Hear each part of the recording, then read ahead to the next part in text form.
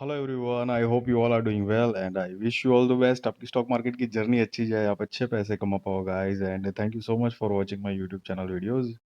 सो guys, अभी आने वाला एक नया आईपीओ बेलराइज इंडस्ट्रीज लिमिटेड का। तो चलिए आईपीओ डिटेल्स देख लेते हैं। आईपीओ डेट जो है वो 21 मई 2025 से लेकर 23 मई 2025 तक है। फेस वैल्यू ₹5 पर शेयर।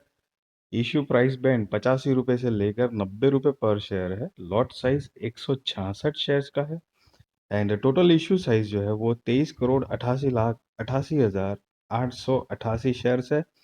करीब 2150 करोड़ रुपए कंपनी कलेक्ट करने वाली है। एंड गाइज, ये सारे के सारे फ्रेश इश्यूज है। एक भी शेयर ऑफर फॉर सेल मतलब ओएफएस के जरिए नहीं आएगा। अब इसका टेंटेटिव अलॉटमेंट 26 मई 2025, इनिशिएशन ऑफ रिफंड्स 27 मई 2025, credit of shares to demat वो भी 27 मई 2025 है।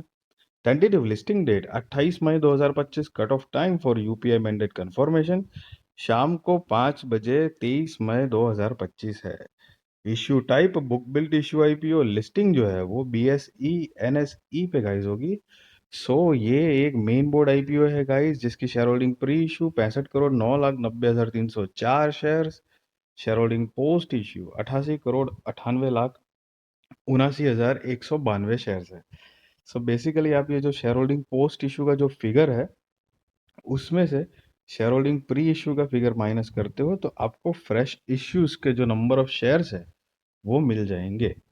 अब reservation QIB shares offered not more than 50% of the net issue. Retail shares offered not less than 35% of the issue. NII HNI shares offered not less than 15% of the issue है। And retail category में of course minimum एक lot के लिए तो apply करना ही है। 166 shares आएंगे, 14,940 रुपये गाइज आपको देने होंगे। मैक्सिमम 13 लॉट के लिए आप अप्लाई कर सकते हो। 2,158 शेयर्स आएंगे, 1,94,220 रुपये गाइज आपको देने होंगे। एंड अकॉर्डिंग यहाँ पर एस एच एन आई में minimum maximum lot size shares and amount दी गई है। साथ में बी एच एन आई में भी lot size shares and amount दी गई है गाइज। यहाँ पर एच एन आई का मतलब आप हाई नेटवर्थ इंडिविजुअल या हाई नेटवर्थ इंस्टीट्यूशंस काउंट कर सकते हो।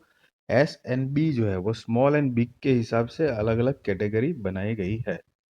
अब प्रमोटर्स देखेंगे तो श्रीकांत शंकर बड़वे, सुप्रिया श्रीकांत बाड़वे एंड सुमेधा श्रीकांत बाड़वे जो कि कंपनी के प्रमोटर्स है।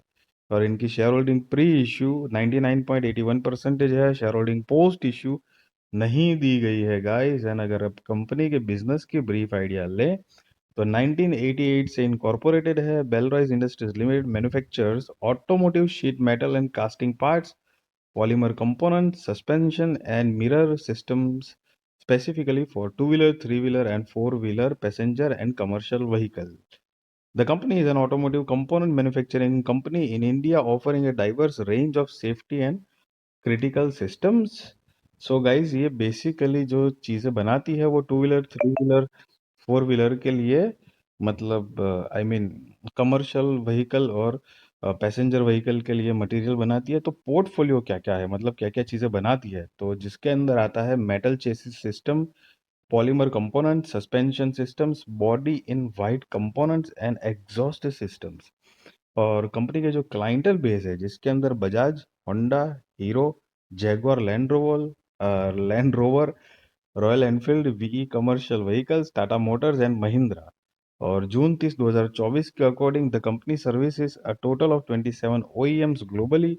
The company have established 15 manufacturing facilities across 9 cities in 8 states as of June 30 2024। Guys, यहाँ पर ओईएम जो हमने देखा, सो ओईएम का मतलब होता है ओरिजिनल इक्विपमेंट मैन्युफैक्चरर। सो एक तरह से ये सारी चीज़ें बनाएगी। और अगर किसी को, किसी कंपनी को अपनी गाड़ियाँ जो है या टू व्हीलर है वो असेंबल करवानी है सीधी, तो वो भी ये लोग करके देते हैं, ऐसा समझ सकते हो। क्योंकि ओईएम एंड ओडीएम आपने सुना होगा, तो ओरिजिनल डिज़ाइन मैन्युफैक्चरर जो होते हैं। सो डिफरेंस मैं बताऊं तो डिफरेंस ये है कि ओरिजिनल डिज़ाइन मैन्युफैक्चरर जो होते हैं वो स्क्रैच टू फिनिश तक वो सारी चीज़ें बना सकते हैं।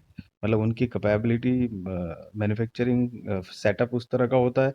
और ओईएम जो है वो एक तरह से ऐसा समझ लो कि जो स्पेसिफिकली कुछ पार्ट्स है, जैसे यहाँ पर लिखा हुआ है कि मतलब चेसिस है, पॉलीमर कंपोनेंट है, कुछ सस्पेंशन सिस्टम है, तो कुछ ऐसे पर्टिकुलर पार्ट पूरी गाड़ी या पूरा बाइक या ऐसे नहीं बनाते हैं।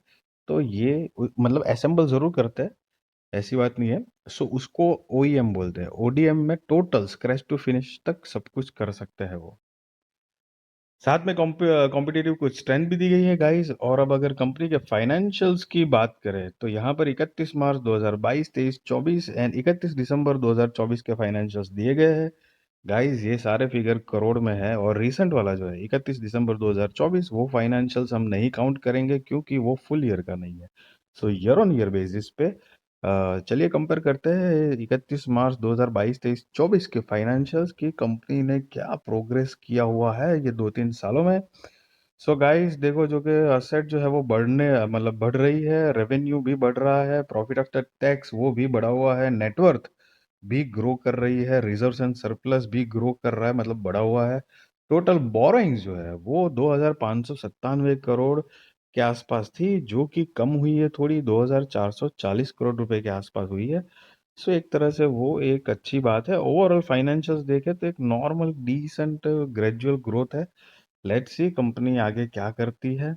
8008 करोड़ के आसपास का मार्केट कैपिटलाइजेशन है। सो गाइस ये एक मिड कैप कंपनी है।